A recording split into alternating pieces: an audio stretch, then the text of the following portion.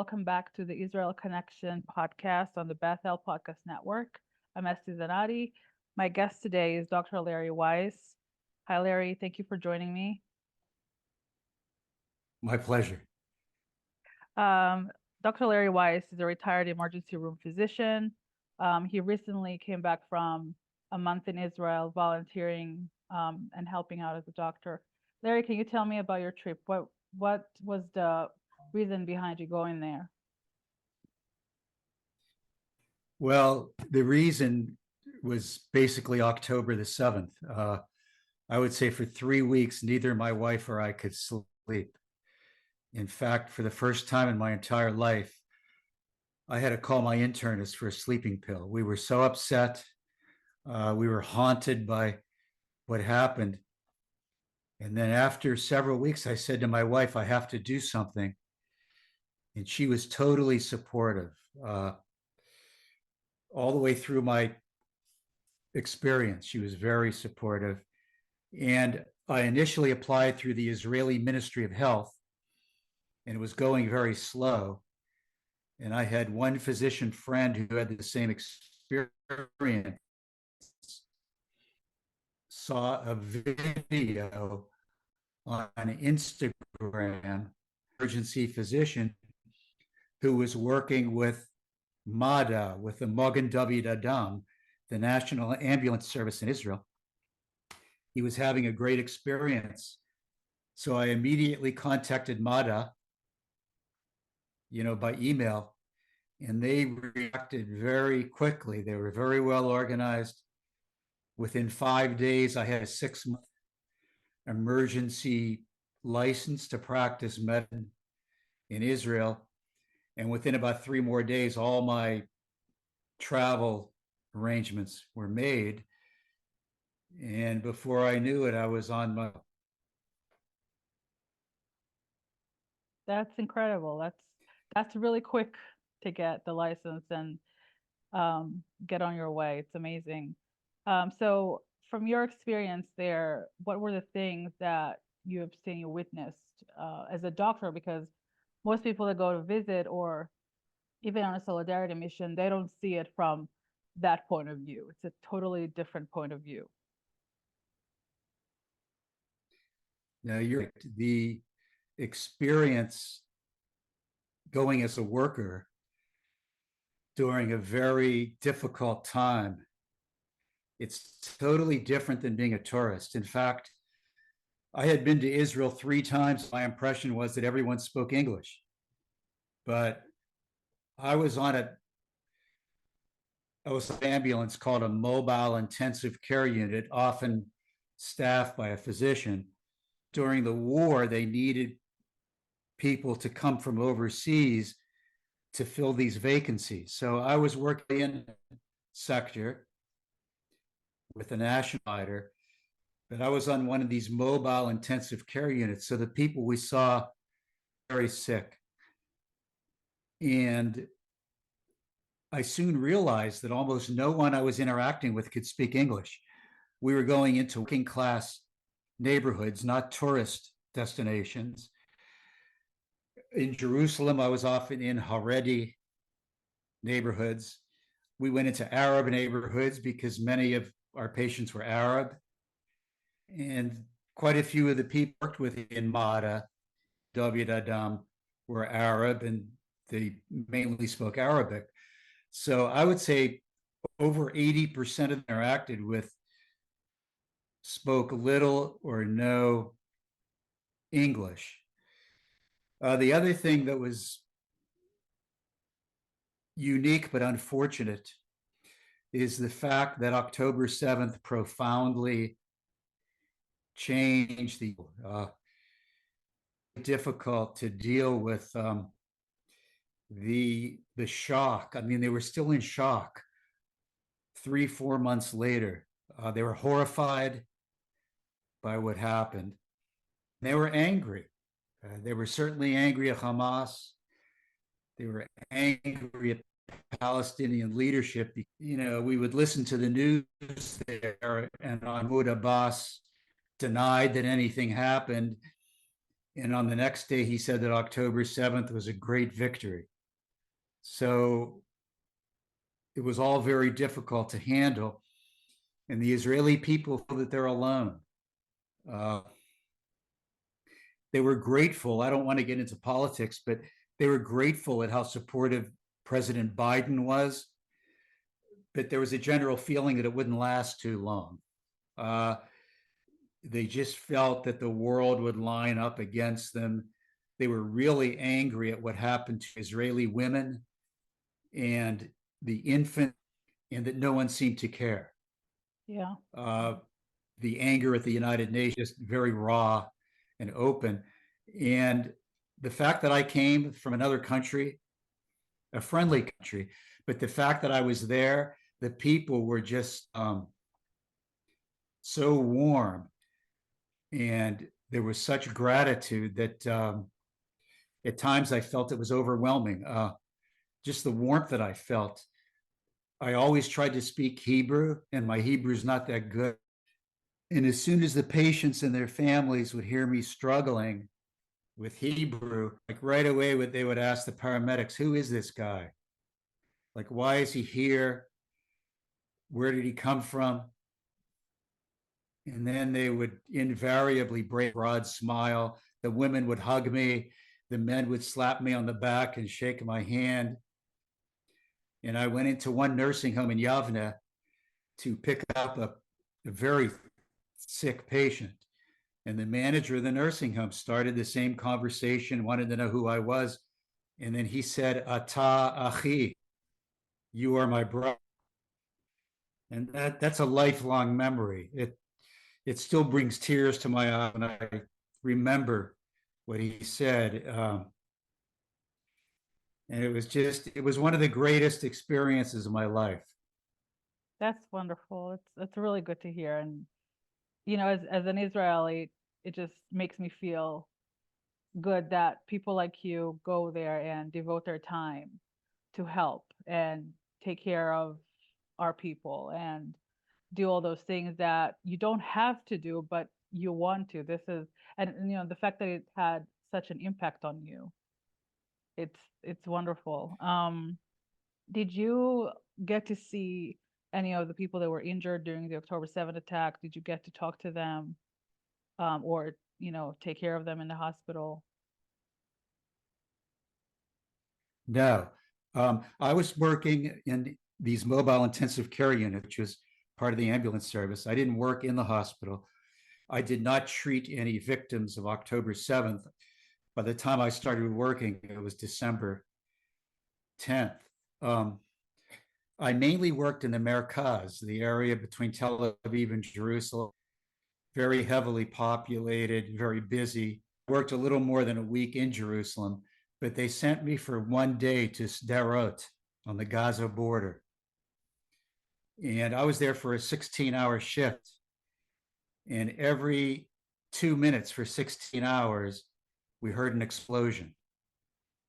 So we were very close.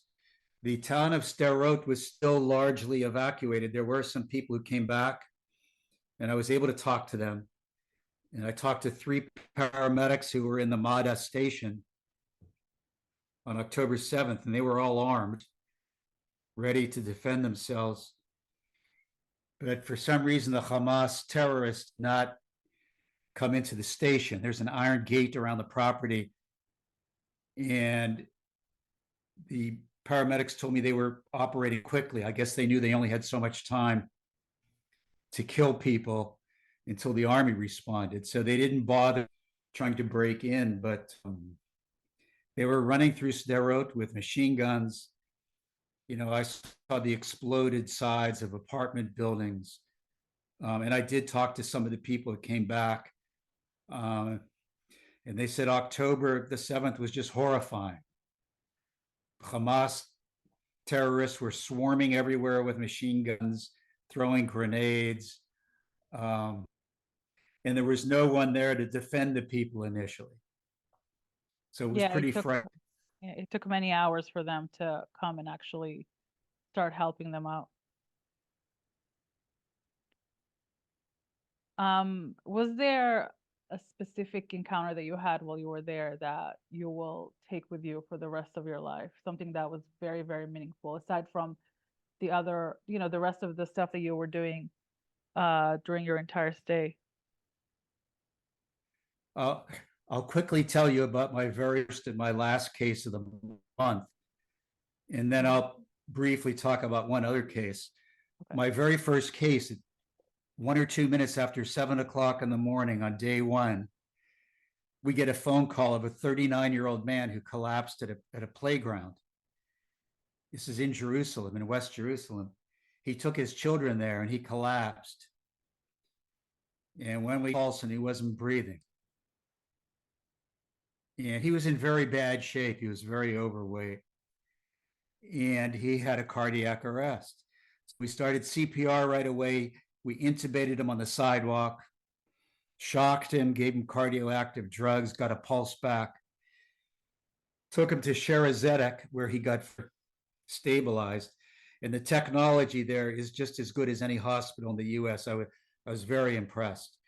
They took him to the cardiac cath lab. He got a stent. And, in Israel, the health services are all national. And if you take care of someone, you have access to their electronic record. So the paramedics I was with followed him and he survived. It shows you the capability of Magen David Adom. I thought their people were uniformly very well trained, highly motivated, highly capable. I've been donating to them for more than 30 years. I think anyone listening to this who wants to make a meaningful donation to help the people of Israel, the people heavily rely on MADA, on the Magen David Adom. Yeah. They do a great job. My very last case, I spent the first few days of the month in Jerusalem and the last 2 days. My very last case was a young woman who gave birth in the back of our ambulance to a beautiful baby girl.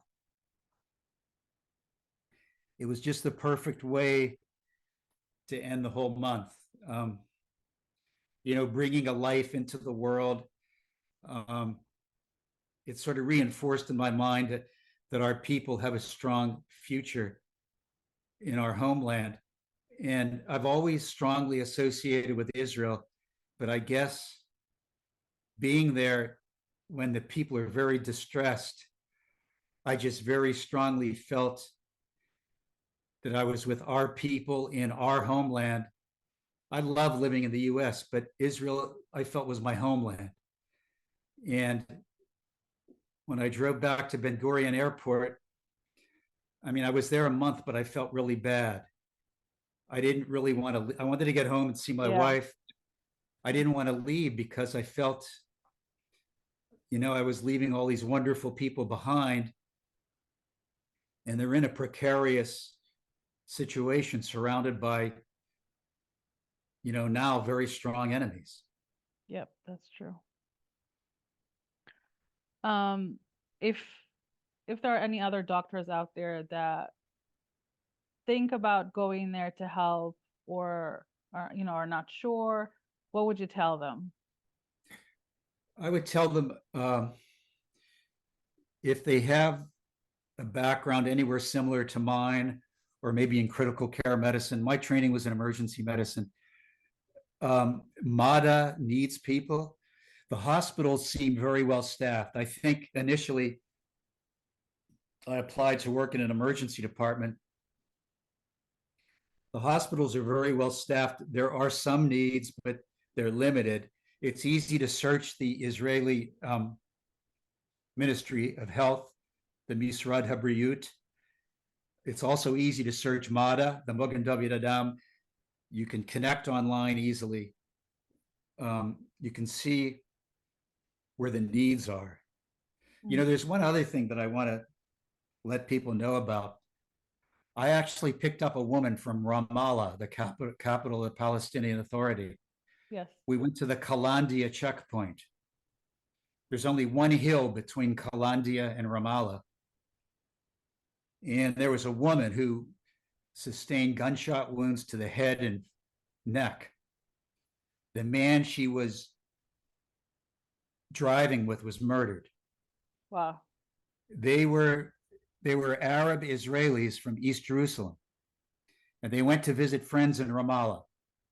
And because their car had an Israeli license plate, they were murdered by Palestinian terrorists who were caught. But it just shows the random nature of terrorism. They had no idea who they were shooting at, and they saw Israeli license plates, and they murdered the man right away. The woman, unfortunately, she eventually died, but she was stabilized in a small hospital in Ramallah, and they brought her to the Kalandia checkpoint because I guess they lacked the capabilities to fully take care of her. And then we stabilized her in our mobile ICU and took her to Hadassah Ein Kerem. But on a daily basis, Israeli hospitals are fully available to anyone who calls from the Palestinian Authority areas. And before October 7th, they were taking many patients every day from Gaza. And you know, before Esti, you mentioned how small Israel is. I think just about everyone I talked to either knew someone who was killed or taken hostage, or they were within 1 or 2 degrees of separation. In other words, they had a friend who knew someone who was killed or taken hostage. And so most people in Israel are directly affected by all the murders and by the hostages. It's like Israeli society is a relatively small family, and they feel, almost everyone feels like they were directly or at least indirectly impacted by the horrible events of October 7th. Yes, that's true. And it's something that we talked about in the previous podcast with Rabbi Schwartz and Rabbi Sorokin, how everyone is connected. And growing up in Israel myself, we all know everybody always. When someone dies in war, previously in the past or now, we all know people that are connected to one another. And it's a small big family. And I'm proud to be a member of Bethel, and the fact that Bethel sent a solidarity mission, because I know how well they must have been accepted, and I'm sure the mission was deeply appreciated by everyone who met, the Bethel participants. So it's a great thing that our synagogue did. Yes, it is. And they said they were very well received by everybody, and people thanked them for being there and supporting them. So it's great. I mean, it's great, and I'm glad to see that there are more people who do that, who go there and volunteer and hear stories and bear witness to everything that happened. Well, Larry, thank you so much for being here today and talking to me and telling everybody about your story. Thank you all for listening to the Israel Connection. We'll see you next time. Thank you.